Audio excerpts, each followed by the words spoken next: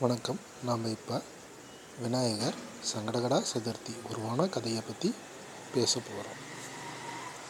பரத்வாஜர் முனிவருக்கும் தேவகன்னிக்கும் பிறந்த மகனே அங்காரகன் தேவன் பிறக்கிறார். தனது குழந்தை பருவத்திலே தனது தாய் தந்தையரை விட்டு பிரிய சூழல் ஏற்படுகின்றது. அதன் பிறகு பூமாதேவி தாய் தனது மகனாக அங்காரகன் தேவனை தத்தெடுத்து வளர்த்து வருகிறார்.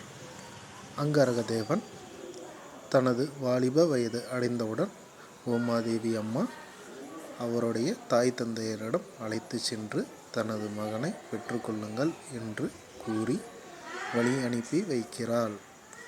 பரத்வாஜர் முனிவரும் தனது மகனை பெற்றெடுத்த தாயும் அவரை வாரி அணைத்து கொண்டு சகல கலைகளும் கற்றுத்தந்து தேர்ச்சி பெற வைக்கின்றனர். அதன் பிறகு மந்திர உபதேசம் செய்து விநாயகப் பெருமானை பூஜிக்க சொல்லி தவம் மேற்கொள்ள வாழ்த்தி அனுப்புகிறார். அங்காரகன் தேவனும் வனப்பகுதியில் பல ஆண்டுகள் தவம் புரிந்து ஒரு நாள் விநாயகப் பெருமானின் அருளை பெற்று தனக்கு 4 வரங்களை பெற்று கொண்டு அந்த நாளை மக்களும் வழிபட்டால் சகல சௌபாக்கியங்களும் அள்ளித்தர வேண்டும் என்று வரங்களை பெற்றுக்கொள்கிறார்.